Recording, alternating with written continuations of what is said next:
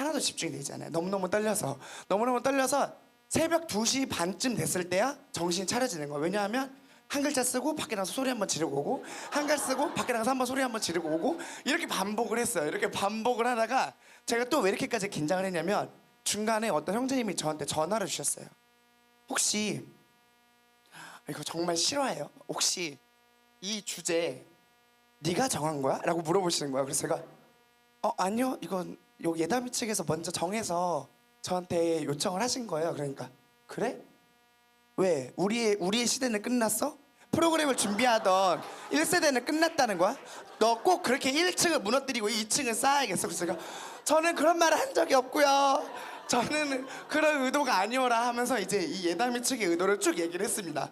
그리고 그분이 여기서 그럼 올라가서 충분히 해명해야 될 거야 라고 얘기를 하시는 거예요. 제가 너무너무 무서운 거예요. 왜냐하면 제가 여기 올 때 누군가 이런 거 보고 있을까 봐 그게 너무너무 무서운 거죠. 그래서 얼마나 떨렸겠어요. 그래서 이렇게 어쨌든 이런 마음으로 왔다라고 오는데 계속 기도했습니다. 날씨가 꾸리꾸리해서 주님이 지금 오시려나? 지금 오시면 딱 좋을 것 같은데 라고 생각을 하고 있었는데 아쉽게도 아직 안 오셨고 여기 시간이 왔고, 그래서 제가 오늘 아침에 묵상했던 내용은 디모데후서 1장의 말씀이었어요. 근데 거기에서 제가 한 번도 기도하지 않았던 내용을 말씀해 주시더라고요. 그게 무슨 내용이었냐면 바울이 디모데를 얼마나 사랑하는지였는데, 저는 이것을 준비하는 저만 생각을 한 거예요. 이거 잘해야 되고 이런 말 해야 되고 하나님의 막 이런 거 전해야 되고 이렇게만 생각했는데, 이것을 들으시는 분들을 하나님께서 얼마나 사랑하시는지를 제가 오늘 아침까지 생각을 못한 거예요. 그래서 오늘의 저희 기도 제목은 제가 감히 하나님이 여러분들을 사랑하시는 그 마음을 조금이라도 닮은 마음으로 이 간증을 할 수 있기를 바라는 마음으로 기도하면서 왔으니 좀 너그럽게, 좀 서툴더라도 너그럽게 받아주시고 함께 사랑하는 마음으로, 기도하는 마음으로 들었으면 좋겠고요. 옷차림이 또 이런 건 원래는 정장을 요구하셨어요. 근데 저는 생애 정장 한 2번밖에 안 입어봤거든요. 저희 형 결혼할 때랑 저희 할머니 돌아가셨을 때밖에 안 입어봤어요. 그래서 이거 도저히 난 정장까지는 못 입겠다, 난 너무 떨려서 안 되겠다 해가지고 겨드랑이 다 젖고 난리 날 거다 이렇게 말을 해서 안 되겠다라고 말씀을 드리고, 저는 그나마 여기로 합의를 받고 이거는 제가 중간에 땀을 흘릴까 봐 이렇게 저희 안전한 마음으로 해서 왔습니다. 그리고 여기는 차마 못 서 있겠습니다. 그래서 제가 이렇게 돌아다니면서 말씀을 하려고 이렇게 핸드 마이크를 들었습니다. 차마 여기는 못 서 있겠어요. 자, 그래서 저는 어쨌든 이러한 마음으로 왔고요. 프로그램의 시대는 끝났다? 그래서 저의 말은 아닙니다. 절대 아니에요. 누구도 오해하시면 안 돼요. 저는 절대 끝났다고 하지 않습니다. 왜냐하면 참고로 이 주제는 저에게 전달받고 그래 나는 이런 내용으로 아이들을 사랑했던 내용으로 그럼 준비를 해볼게 했더니 갑자기 카톡으로 프로그램 시대는 끝났대요. 그래서 나는 끝난 적이 없는데, 그리고 저희 교회에서 되게 의아하세요. 네가 왜냐하면 가장 프로그램을 주장하는 교사거든요. 그래서 왜냐하면 우선 제가 소개를 한번 해볼게요.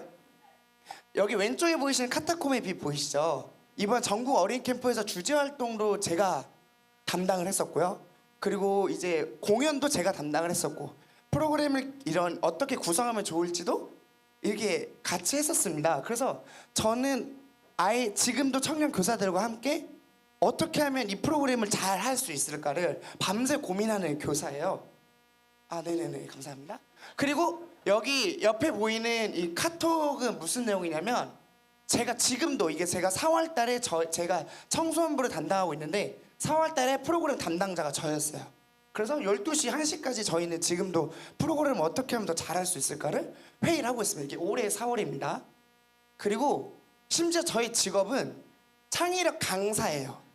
그 초등학생, 중학생, 고등학생, 장애아동 유치원을 대상으로 어떤 학교에서 가르치고 있는 수학과 과학을 재미있는 활동으로 프로그램으로 가르치거나 창의력 혹은 소통, 토의를 가르치는 프로그램 강사입니다. 그리고 그 프로그램을 어떻게 만들어야 되는지 또 교사 선생님께도 가르쳐주는 강사가 제 직업이에요. 그래서 이거 저랑 너무 안 맞고, 심지어 제가 여기 오른쪽에 보이는 교회학교 교활동 실제 2라는 건 뭐냐면, CTU 혹시 강의 들으시나요? CTU? 그 CTU 강의 제가 맡은 내용이에요. 교육 활동, 교육 프로그램을 어떻게 만드는지. 그래서 저는 누구보다도 철저하게 프로그램에 잠식되어서 살고 있는 교사입니다. 그래서 저는 절대 프로그램이 끝나지 않았다 그래서 제 마음대로 좀 타이틀을 바꿔봤는데 저는 이겁니다. 프로그램만 쫓는 교사는 끝난다. 교회는 멀쩡하더라고요. 근데 쫓는 교사는 끝난다. 왜 그러냐면 이건 저의 간증입니다. 프로그램만 쫓던 교사가 끝날 뻔하였다라는 그 내용을 제가 오늘 쭉 말씀을 저의 간증을 드릴 예정이니까 네가 이렇게 생각한다 그게 답이야가 아니고 박경환 형제가 살아오면서 하나님께 느꼈던 묵상했던 말씀들이다라고 간증 이렇게 가벼이 들어주시면 감사하겠습니다. 자, 저는 그러면 왜 프로그램만 쫓는 교사가 되었었냐?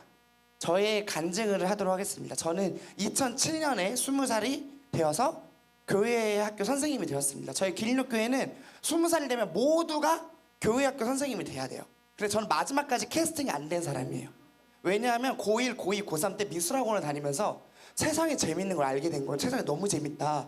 그런데 그렇게 하면서 교회를 잘 안 나갔어요.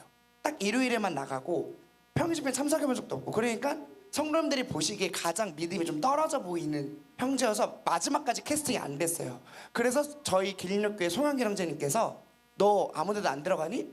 네, 아무도 오란 말 없으셔서 그럼 주일학교 와 라고 해서 그럼 나 주일학교 가야겠다라는 정말 가벼운 마음으로 주일학교를 시작하게 되었습니다. 그리고 저는 그때 미술 전공이었기 때문에 환경구성을 맡았고 환경구성을 거의 전시회를 했어요. 초등학생들이 봐야 되는데 심오하게 막 회색과 막 이런 색깔을 써서 이렇게 저희 작품 전시회를 해놨어요. 그렇게 저희가 알고 있는 건 아무것도 없었습니다. 근데 이제 6월에 성경학교 준비를 하는데 제가 할 줄 아는 게 없으니까 너 그림 잘 그리니 명찰을 디자인해봐라 해서 저는 뽐내보겠어 해가지고 아이 하나의 명찰의 색깔을 5개를 색연필로 수작업으로 해서 하나 만드는데 10분이 넘게 걸린 명찰을 딱 만들었습니다.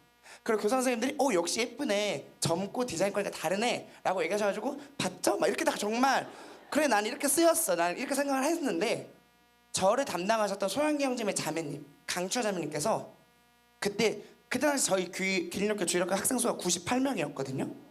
그런데 일일이 다 그리라는 거예요.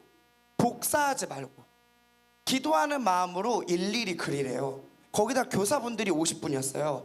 그럼 거의 140분치를 일일이 그리라고 하는 건데 제가 너무 화가 나는 거예요. 내가 지금까지 대충 했다고 나 일부러 저 진짜 욕이 나왔었어요. 그래서 일부러 이러네 해가지고 제 또래 친구들을 불러 모았어요. 불러 모아서 교회 한쪽 구석에서 야 지금 이렇게 텃세 부려 이거 장난 아니야 막 이렇게 하면서 모여가지고 그 자매님 흉을 그렇게 봤어요. 그리고 도와주면서 일부러 그러나 봐 기죽이려고 진짜 이게 교회야 뭐야 막 이렇게 했었어요. 그리고 그때부터 너무 화가 나서 성경학교 내내 지켜봤어요. 나한테 이렇게 시켰다 그럼 니네는 얼마나 열심히 하나 보자. 관심도 없다가 이제 욕을 하려고 하고 봤는데 정말 열심히 하시는 거예요. 나이하고 상관없이 모두 정말 나이 40, 50대신 형제 자매님들이 물에 들어가서 아이들하고 놀아주고 씻겨주고 잠들 때까지 아이들 잠들고 나서 10시부터 회의 시작하셔서 그 다음날 일정은 새벽 2시까지도 회의하시고 탈 쓰고 땀을 뻘뻘 흘리면서 하시는 그 모습들이 처음으로 눈에 들어온 거예요. 그리고 깨닫게 됐어요. 이거 진짜 중요한 일인가 보다. 저렇게 직장도 멀쩡하고 나이도 있으신 분들이 자기 티셔츠가 젖어가면서까지 아이들을 섬기나? 이거 진짜 중요한 일인가 보다 라고 생각을 하게 됐고 처음으로 본격적으로 이 주일학교를 참여하기 시작했어요. 근데 그때 당시에 저의 믿음은 정말 얄팍했거든요. 그래서 그냥 이건 진짜 중요한 일이고 가치 있는 일인가 봐를 처음으로 발견한 사람이었을 뿐이었어요. 그래서 저는 그때부터 작정하고 선배님들을 따라가기 시작했습니다. 이거 진짜 중요한 일이니까. 그래서 그때 제 별명이 소영기 형제님 그림자라고 불렸어요. 형제님이 어디를 가든지 형제님이 저밖에 없었거든요. 그 20살 20대 형제가. 그래서 저를 계속 끌고 다니셨어요.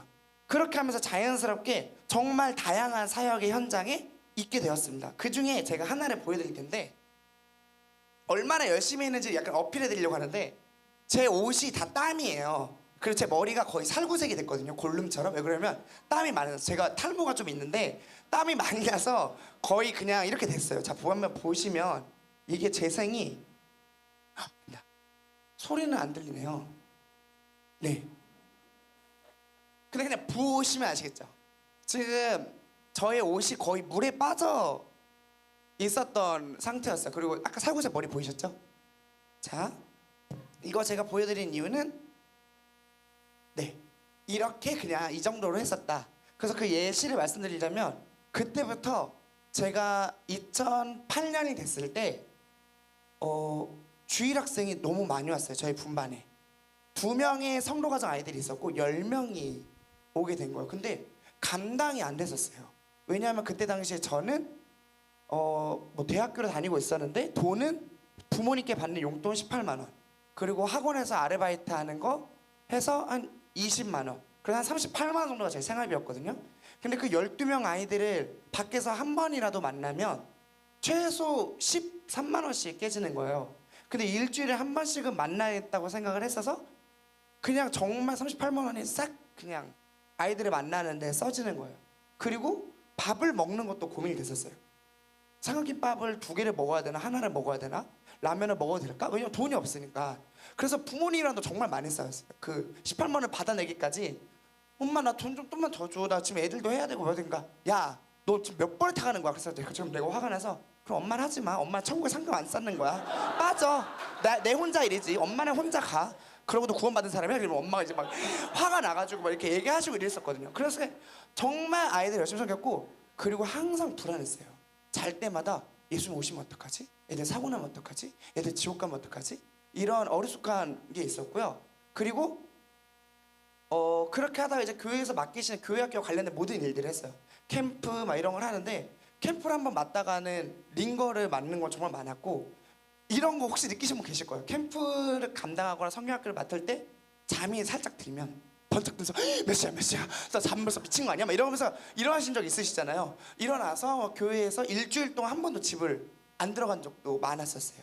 그리고 한 번은 또 학생부 아이들을 맡았었는데 막 술 피고 술 먹고 담배 피고 이런 친구들이 교회 이제 가정에서 얘네들 이 꼴로 살면 절대 교회 못 보낸다 해가지고 일주일 동안 저랑 교회를 먹고 자고 하면서 시험 공부를 시켜줬어요. 그래서 뭐 평균이 40점이 올랐거든요. 20점에서 60점으로. 그래서 이렇게 올라서 저는 그러니까 제 딴에는 선배님들이 보시는 거를 열심히 따라 했었습니다. 그리고 막 그 단기 선교도 다니고 거기 가서 정말 맨 땅에 헤딩도 많이 했었죠. 거기에서 갔더니 선교사님이 이제 애들 불러 모으기 시작해. 네? 어떻게요? 저는 여기 캄보디아 말도 할 줄 모르는데 라고 하니까 한 문장 알려줬어요. 일요일에 너희들을 위한 프로그램이 있어, 오렴. 그럼 저는 그게 영미의 깜마테 써머라 꼬마라는 말이거든요. 이 말만 2주일 동안 계속했어요. 돌아다니면서 영미의 깜마테 써머라 꼬마, 영미의 깜마테 써머라 꼬마 이렇게 말하면 이제 애들이 몇 시에 어디서 물어보잖아요. 그럼 저는 영미의 깜마테 써머라 꼬마 이렇게 그냥 부르는 거예요. 이렇게 불러서 오면은 이제 말씀을 전하래요. 제가 뭘로? 그래서 저는 그때부터 몸짓으로 나 고스트 막 이렇게 하면서 말씀을 전하고 그냥 놀아주고 그렇게 하다가 70명 80명이 오게 된 거예요.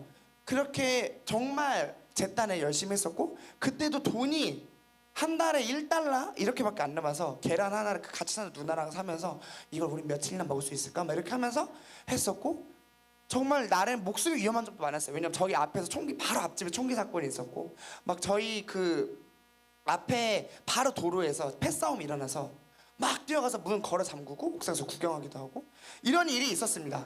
그리고 또 제 딴에 정말 열심히 했던 거는 청년부도 교회학교잖아요. 청년부를 맡았었는데 정말 제일 힘든 사역이었어요. 6시에 저희 청년부가 그러니까 따로 했어요. 근데 소그룹별로 모여서 6시에 시작하는데 7시쯤 들어와요. 첫 번째 청년이. 그럼 저는 1시간 동안 벽만 보고 이렇게 있는 거예요. 그리고 이제 청년이 와가지고 딱 와가지고 하는 말이 형 오늘 뭐 먹어? 그럼 저는 이제 눈이 돌아가는 거죠. 근데 또 참아요. 너 뭐 먹고 싶은데? 나? 고기. 그래 그럼 고기를 먹어보자. 근데 형은 PC방 같은 거 안 가? 내가 게임 안 줘서. 그러니까 애들이 안 오지. 뭐 정말 이랬었어요. 근데 다행히 그 친구가 커서 똑같은 청년부를 받게 됐어요. 그 배가 너무 행복한 거예요. 애가 고생하는 걸 보니까. 그리고 그렇게도 했었고, 그 청년부가 얼마나 저도 힘들었었냐면 처음으로 거기 친구들 때문에 연단이 돼서 제가 하나님 앞에 나는 이렇게 화가 많은 사람입니다. 저는 이 일을 감당 못하겠습니다 하면서 눈 떠봤더니 예배 강대상 다리를 잡고 있었던 적도 있었어요. 사실 그 예배 시간에 제가 울다가 거기 다리를 붙잡은 거예요. 얼마나 그게 이상한 일이에요. 그런데 그런 정도로 제가 정말 뭐가 안 보일 정도로 그렇게 정말 또 많은 사역이 있었고 24살 때 부장교사도 했었어요. 그래서 저보다 열 몇 살 많으신 형제 자매님들이 제 밑에 있어서 제가 회의할 때 콩나물 국밥 사고 막 이렇게 했었거든요. 근데 여전히 그분들은 저를 더 넘어서는 열심을 하고 계시니 저는 안 돼, 지쳐지면 안 돼, 저렇게 열심히 안 돼, 나 때문에 망하면 안 돼 라는 생각에 똘똘 사로잡혀서 끝까지 했었습니다.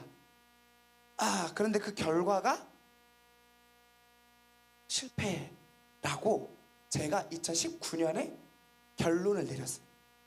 그게 어떤 일이 있었냐면 사실 이게 녹화가 되진 않죠. 녹화가 되진 않죠? 네, 돼요? 아니 이건 제가 기도한 부분이니까 제가 사실 2019년에 어떤 일이 있었냐면 그 교회 차를 그 학생부 자체 캠프에 애들을 태우고 교회로 가다가 바닥에 술 취한 할머니가 누워 계신 거예요. 밤에 제가 그걸 못 본 거예요. 근데 그분이 벌떡 일어나서 그분을 쳤어요. 근데 이제 저희 교회에 이제 가고 있는 구도자 친구도 타고 있었고, 근데 저는 그때 완전 멘붕이 난 거예요. 도대체 왜 나한테 이런 일이 있지? 그리고 그 친구는 그 친구도 엄청 놀라고 그 친구를 보내고, 그리고 이제 그 할머니를 병원에 보내드리고 이렇게 하는데 갑자기 교회에서 경원 형제 이제 당분간 차 쓰지 마 이렇게 말을 하셨는데 그냥 너무 당연한 말이잖아요. 너 사고 냈으니까 너, 그리고 제가 막 긁은 게 되게 많았었어요. 차 이렇게 돌아다니다가. 그리고 막 불법 주차도 딱지 틈만 나면 날아오고, 그러니까 너무 당연한 말인 거예요. 그런데 그게 왠지 저한테 이 사역을 그만두라고 들렸던 이유가 뭐였냐면, 사실은 저는 정말 어렸을 때 학창시절 때부터 제가 버리지 못하는 죄가 하나 있었어요. 정말 음란했고 정말 교만했던 사람이었어요. 그렇게 살다가 20살이 되고 나서 이거 중요한 일이야. 그 마음 한켠에 똑같은 죄를 가진 채로 그 사역에 뛰어들었는데 아이들이 안 나오거나 혹은 교회 학교에서 뭐가 이상하게 틀어지거나 제가 맡은 게 꺾일 때마다 제 마음 한켠에 해결되지 않는 죄의 문제가 떠올랐고, 그것 때문에 하나님이 나를 막으신다라고 생각했었어요. 하나님이 나를 싫어하시나? 내가 쓰임받기를 안 원하시나? 너같이 더러운 애가 쓰임받기를 원하지 않으시나? 이게 있었는데 제가 갑자기 그 사고가 나고 하지 말라고 했어요. 그리고 다른 지역에서 한 청년 형제가 오더니 저한테 혹시 어떤 죄가 있어요? 라고 물어보는 거예요. 왜 그렇게 생각했을까? 했는데 그때부터 제가 멘붕이 오기 시작했어요. 나는 열심히 숨긴다고 숨겼는데 나의 죄성은 다 드러나고 있었나? 라고 생각을 했습니다. 그리고 그 가운데서 저희 외할머니가 돌아가시고 저희 어머니도 아주 큰 우울감에 빠지셨어요. 그러면서 저랑 엄마 모두가 우울감에 빠지면서 저는 이제 그 교회에서 제가 엄마가 너무 힘드니까 제가 교통사고로 낸 거를 엄마가 모르기를 바랬는데 바로 아신 거예요. 그러니까 엄마는 더 마음이 속상하셨던 거죠. 그리고 그런 것들이 오면서 사실 막 제가 중간중간에 들었던 말, 제가 직장이 프리랜서다 보니까 안정적이지가 않아요. 그래서 저를 정말 아끼시는 형제자매님들이 제 직장을 많이 걱정하셨거든요. 그런 것들이 한꺼번에 몰려오는 거예요. 아이들이 정말 많이 왔었거든요. 수십 명. 근데 대부분의 아이들이 다 떠났었어요. 그리고 제가 그렇게 열심히 8개월 동안 섬겼던 캄보디아 교회는 사실 없어졌습니다. 그렇게 하면서 열매들이 싹 없었다고 느끼고 있었던 찰나에 교회 학교에서 너 이제 차량 운행하지 마 하고, 부모님이 너 언제까지 이렇게 사고 낼 거야 하고, 성도님들은 제 직장을 걱정하고, 약간 이런 것들이 쭉 오면서 하나님이 바라시는 건, 그리고 제가 아끼는 청년 교사들도 나를 이상하게 보고 있었을 수도 있겠구나 라는 생각에 나 진짜 덕이 안 되는구나. 내가 지금까지 캠프에서 앞에서 그렇게 많이 했었는데 나를 보면서 그렇게 생각하고 있었다면 나 진짜 덕이 안 되겠다. 나 진짜 이걸 하면 안 되겠다. 그리고 하나님께 기도했어요. 하나님 정말 죄송해요. 제가 지금까지 눈치 없이 너무 나댔어요.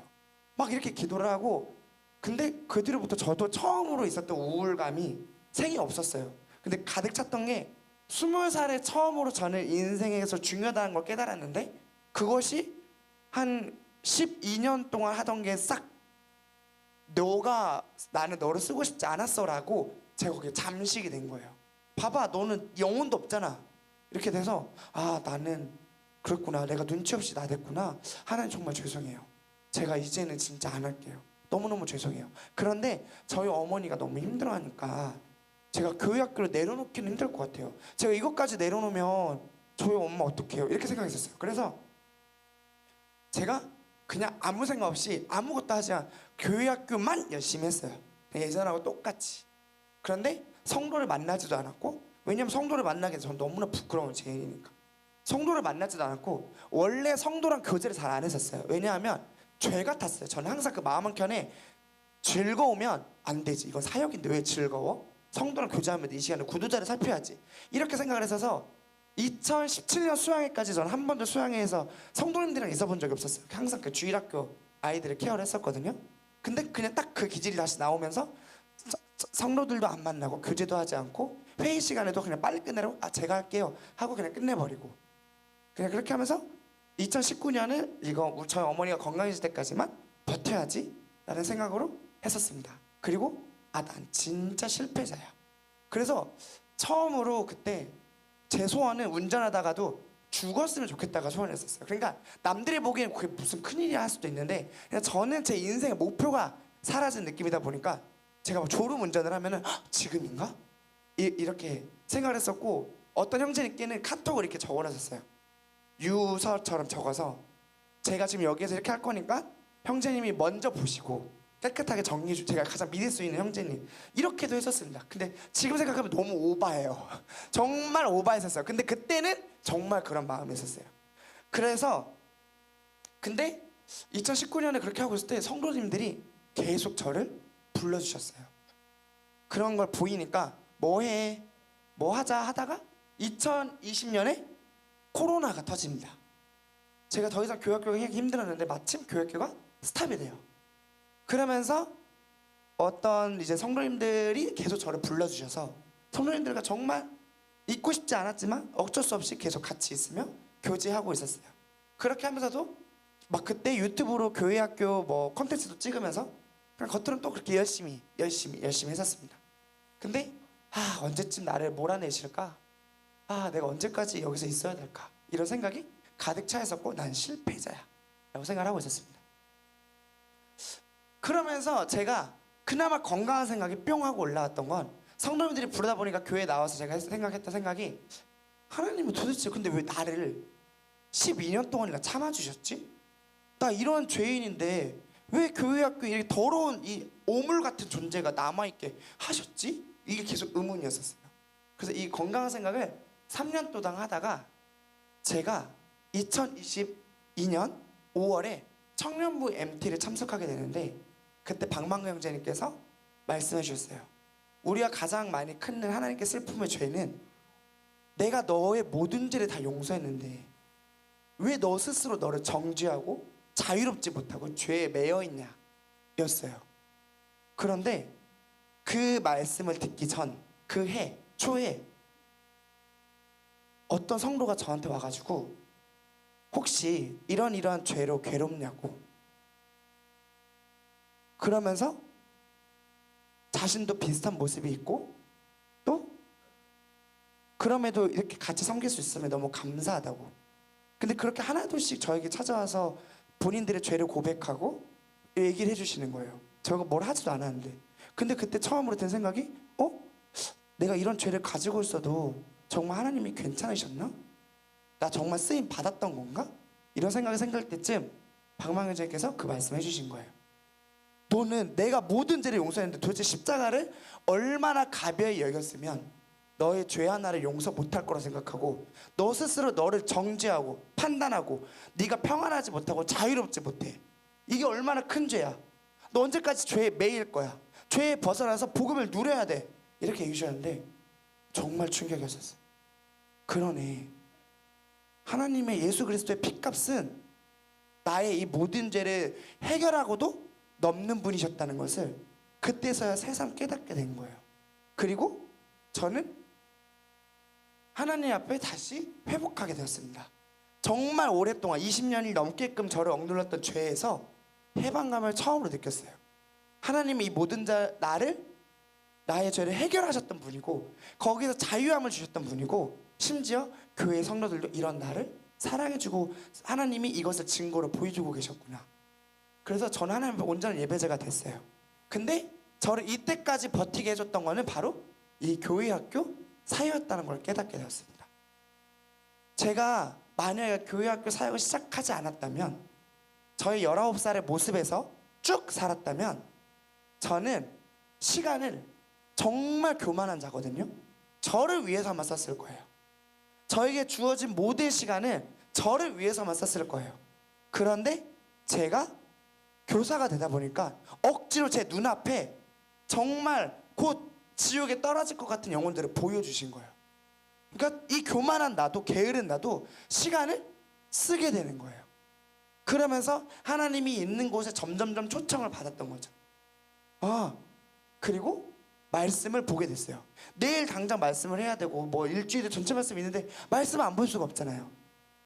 나는 정말 말씀을 안 보기를 좋아하고 정말 하나님의 말씀을 듣는 거를 싫어하는 너무나 강팍한 자인데, 제가 어쩔 수 없이 말씀을 보게 되는 거예요.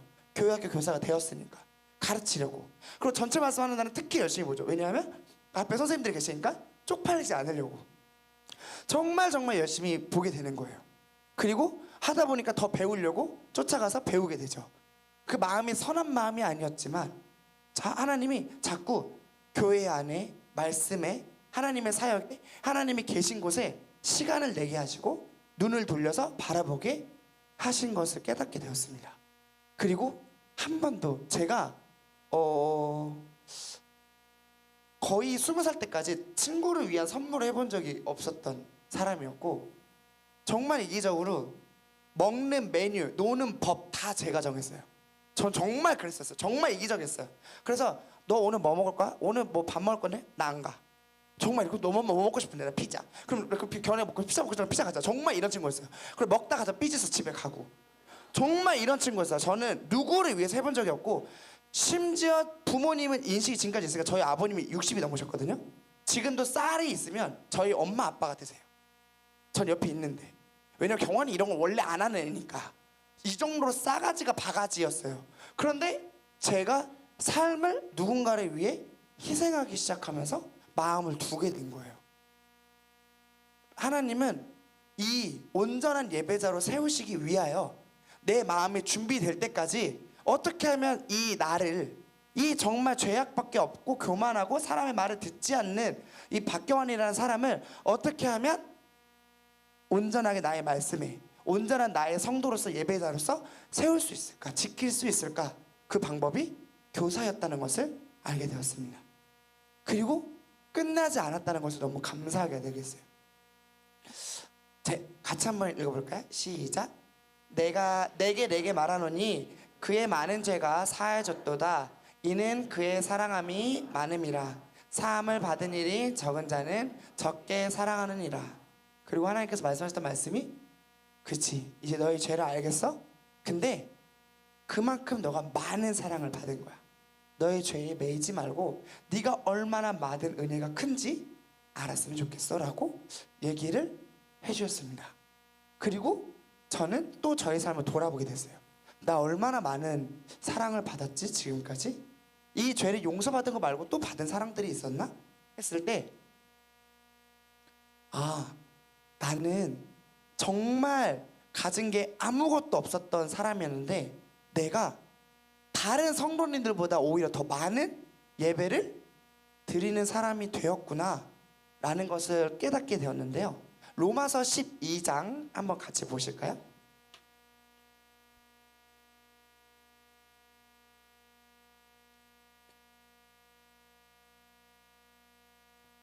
로마서 12장 6절에서 8절입니다.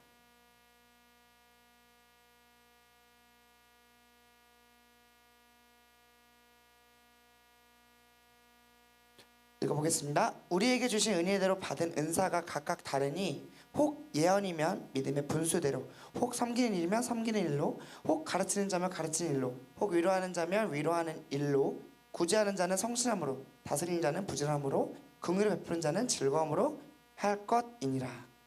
이렇게 말씀을 해주셨는데 그 위에 1절에 그러므로 형제들아 내가 하나님의 모든 자비하심으로 너희를 권하노니 너희 몸을 하나님이 기뻐하시는 거룩한 산 제물로 드리라.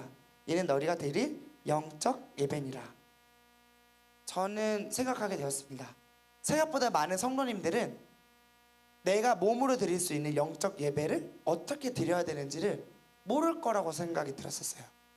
그리고 저도 이 말씀을 묵상하고 6절에서 8절을 보았지만 나에게 정확히 어떤 은사가 있는지, 또 예배하는 자라면, 또 말씀을 가르치는 자라면 어떻게 가르쳐야 되는지 제가 만약 교회학교 교사가 아니었다면 너무나 막막했을 것 같았어요.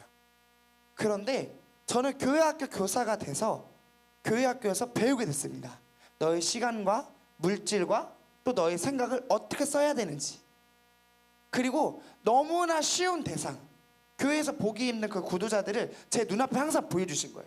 이 아이들을 너의 몸으로 바쳐서 이 아이들을 향해서 영적 예배를 드려라. 너무 쉬운 거예요. 눈앞에 있잖아요. 내가 가진 시간을 드리면 되는 거고, 내가 가진 물질을 이 아이들에게 사용하면 되는 거고, 내가 하는 생각과 고민을 이 아이들을 위해서 하면 되는구나. 나 지금까지 이렇게 해왔는데 나 그럼 진짜 예배를 드렸구나. 이 예배를 흠양하셨구나. 비록 이 아이들이 다 떠나고 내 앞에 없을지언정 하나님께 드려진 내 예배는 남아있구나. 그리고 하나님이 이 예배를 기쁘게 받으셨구나. 왜냐하면 내가 살아서 이 말씀을 깨달았으니까. 이것을 알게 되면서 정말로 기뻤습니다. 그리고 제가 부러워했던 분이에요. 과부의 두렙돈. 저분은 자신의 모든 것을 드려서 예수 그리스도께 칭찬을 받은 분이시잖아요. 그래서 부러웠거든요. 나 다 드릴 수 있을까? 그런데 이 정도는 아니겠지만 생각해보면 저에게 시간이 별로 안 남아 있었더라고요. 물질이 별로 안 남게 드렸더라고요. 제가 가난하다 보니까 물질이 얼마 없었고 그 물질로 아이들을 섬길 수 있었고, 교회 학교가 바쁘게 운영되다 보니까 제가 다른 데 한눈 팔 시간도 없이 시간을 상당량을 그리스도께 예배하면서 드릴 수 있었고, 내 생각을 못하니까 성도님들이 매일같이 불러서 회의시키면서 내 생각을 그리스도께 드리게 하였고, 와, 나 진짜 내가 절대 그렇게 살 수 없는 사람인데 내가 과부의 예배까지는 아니겠지만 그의 비슷한 예배를 나는 드렸구나, 드리고 있었구나. 와, 내가 교사가 안 됐다면 이런 예배를 내가 드릴 수 있었을까? 내가 이 말씀을 나 스스로 분별해서 내 스스로 내 시간을 결정해서 내가 이렇게 쓸 수 있었을까? 나 그렇게 못했을 것 같은데? 나 정말 은혜를 받은 자구나. 그리고 제가 좋아하는 찬양 옆에 보면 나비 보이시죠? 혹시 이 찬양 아시나요? 내가 만약 나비라면. 이 찬양을 제가 정말 좋아했거든요. 그런데 그렇게 살고 있었다는 사실에 너무 감사했어요. 내가 하나님께 받은 시간과 물질과 생각으로 내가 드릴 수 있었구나. 내가 가난한 학생이었기 때문에 조금 더 쉽게 드릴 수 있었구나. 와, 나 진짜 감사하다. 내가 멍청한 사람이니까 똑똑한 선생님들 앞에 놓고 보게 하셨고, 게으른 자니까 부지런한 선생님들 앞에 놓고 보시게 하면서 따라가게 하시고, 심지어 혼나기까지 하면서 따라갔어. 하나님께 혼난 게 아니고 성도님들께 혼나면서 배우면서 예배를 드렸어. 나 진짜 복받은 자구나 라고 정말로 감사하게 되었습니다. 그리고 또 주셨던 말씀입니다. 같이 한번 읽어볼까요? 시작. 여기 내 형제 중에 지극히 작은 자 하나에게 한 것이 곧 내게 한 것이니라. 그렇구나. 내가 이 성도님들께, 우리 아이들에게 한 것이 예수 이렇게 드렸던 예배구나. 나 예배를 내가 성만찬 말고도 내 안에 묵상하고 기도하는 거 말고도 내 삶으로 예배를 드릴 수 있는 거, 이거 진짜 교사의 특권이고 정말 복이구나 라는 것을 깨닫게 되었습니다. 그래서 제가 정리하게 되었습니다. 내가 교사가 된 이유는 하나님이 나에게 은혜, 내 죄 용서 받은 그 은혜, 그 이상의 은혜를 더 거하게 하시기 위해서 나를 교사로 세우셨구나.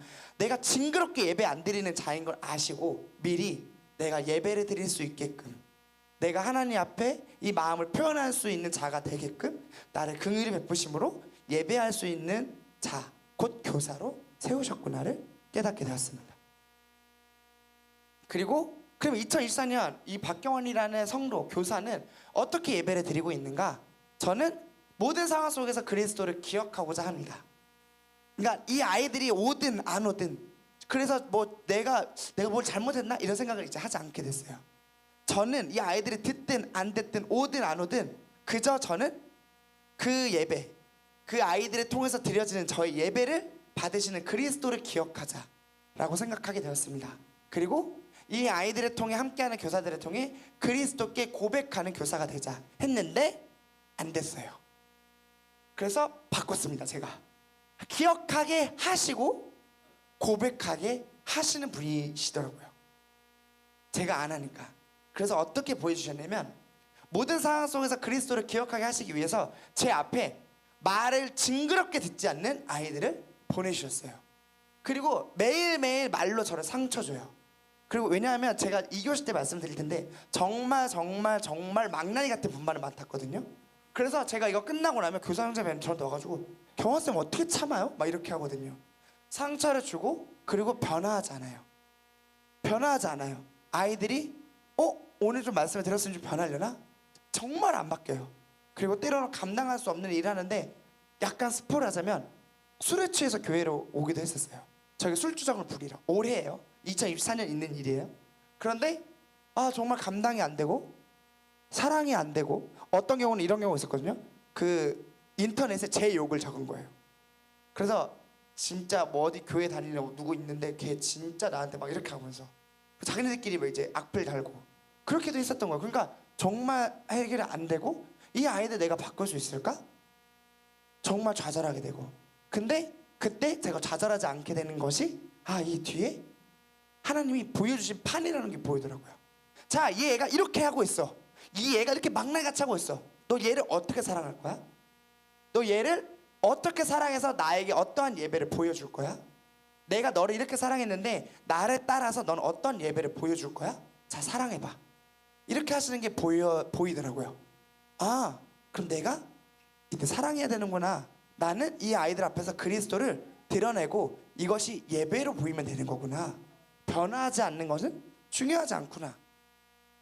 제가 느꼈던 건 누가복음 22장 같이 보실까요?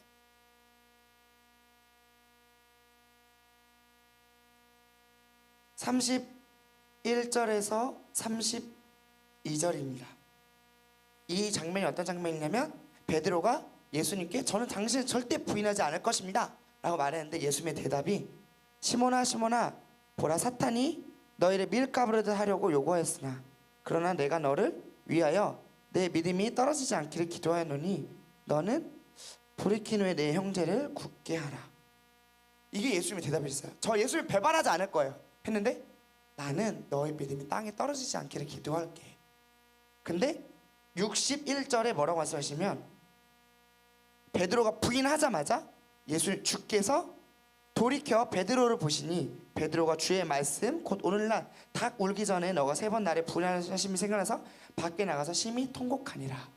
베드로가 떠올린 말씀은 너 나 부인할 거였어요.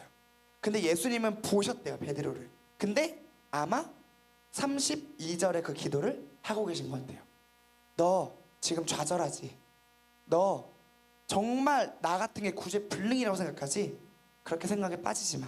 나는 이 순간에도 너의 믿음이 땅에 떨어지지 않기를 기도할 거야 라고 하시면서 베드로를 바라보신 거죠.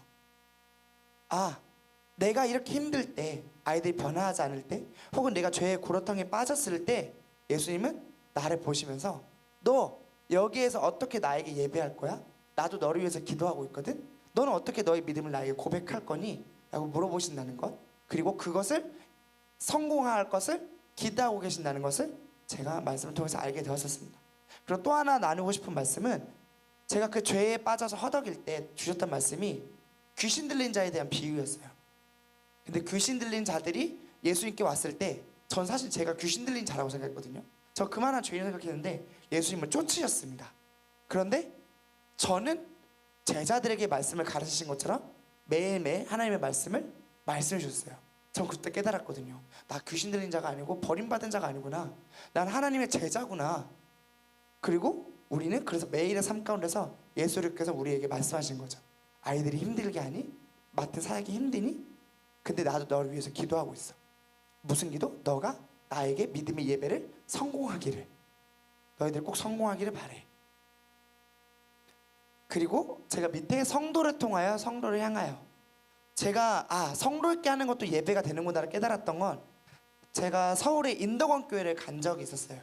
근데 그거는 저에게 정말로 충격적이었습니다. 왜냐하면 제가 저랑 저희 기린교회 청년 리더들이 한 8명? 7명 정도 모여서 인덕원을 방문했어요. 청년부를 너무 잘하고 있다고 해서.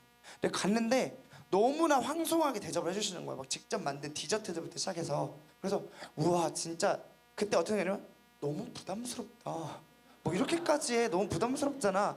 이렇게 하는데 갑자기 거기 모이셔서 리더들끼리 모이는데 자 자기소개하세요. 그럼 저희는 뭐 길림교회에서 어디를 맡고 있는 박경진 이렇게 기도하는데 인덕원 좀 차려냈는데 네 저는 10대 때 이러한 죄에 빠졌었습니다. 뭐 이렇게 얘기를 하시는 거예요. 제가 뭐 우리가 이런 것까지 들어야 돼 너무 부담스럽다 이렇게 했었어요. 그래서 우리끼리 막 밑에서 막 진짜 어떤 자매님이 내가 누구를 좋아했고 내가 어떻게 음란했고 막 이런 얘기를 하시는 거예요. 제가 뭐야 하면서 퍼벅지 꼬집었어. 우리 어떻게 막 이렇게 하면서 이렇게 하고 있는데 그 다음에 저희를 위한 공연이 있다는 거예요. 저희 8명인데 20여 명이 여기까지 와갔어요. 제가 이렇게 보고 있는데 자리가 좁으니까 여기까지 오신 거예요. 그래서 여기서 워십을 하시는 거예요. 그래서 우리가 어떡해 막 이렇게 하고 있었어요. 제가 겉으로 이렇게 웃고 있는데 속으로 여기 정말 이렇게 하면서 눈 떠 너 눈 감지 마 이렇게 하면서 우리끼리 막 이렇게 보고 있었어요. 그런데 그렇게 30초 지났는데 저희가 다 우는 거예요. 왜냐하면 거의 정말 저뿐만 아니라 다 메마른 자들이거든요. 올라가면서 이래서 심지어 올라가면서 저희의 맡으신 저희 장로제님이 뭐라고 했냐면 인덕을 정말 그렇게 잘하고 있을까요? 이렇게 물어보니까 야 다 말이야 다 간증이 똑같이 사는 거지 인생 다 똑같이 사는 거야 그냥 예의상 가는 거야 이렇게 했었어요. 저희 장로제님이 같이 가시. 그래서 아무도 기대를 하지 않고 갔는데 거기서 그렇게 하고 있는데 모두가 울고 있었던 게 뭐였냐면 이분들은 저희에게 하고 있는 게 아니더라고요. 저희 안에 그리스도가 있다고 확신하는 거예요. 그러니까 성도가 그러니까 저 박경원이라는 사람이 앞에서 하면 그렇게 못하죠. 저를 뭘 믿고 비밀을 얘기하고 뭘 좋아한다고 제가 예배를 저한테 이렇게 막 찬양을 하겠어요. 그런데 제 안에 그리스도가 있다는 것을 정말로 믿더라고요. 아 이게 교회구나라는 걸 깨달았어요. 내 옆에 있는 이 성도 안에 그리스도가 있다는 것을 알고 이 교사 옆에 이 안에 그리스도가 있다는 걸 믿고 정말 그리스도께 하듯 하는 게 나의 예배구나. 그리고 그것은 교회가 되고 그 교회가 세상에서 볼 수 없는 장면을 만들어내는구나. 우리의 아이들 그 사이에 정말 하나님이 앉아 계신다는 걸 믿는 교사가 돼야겠구나라는 것을 깨닫게 되었습니다. 그래서 제가 정리하자면 성도의 예배에 교사의 예배를 더하는 은혜, 이것이 제가 나를 왜 교사로 세우셨을까, 그리고 도대체 프로그램만 쫓던 이 교사를 왜 이렇게까지 가르치셨을까. 그 첫 번째 가르침은 교사의 예배를 더하는 은혜를 더하시기 위해서 나를 세우셨다라고 말씀하셨습니다. 제가 이제 끝낼 텐데요. 다음 이제 2교시에는 또 어떠한 은혜가 나에게 더해졌었는지, 그리고 그 오후에는 그래서 프로그램을 왜 지금도 하고 있는지 거기에 대해서 말씀을 드리도록 하겠습니다. 이상으로 1교시 마치도록 하겠습니다. 감사합니다.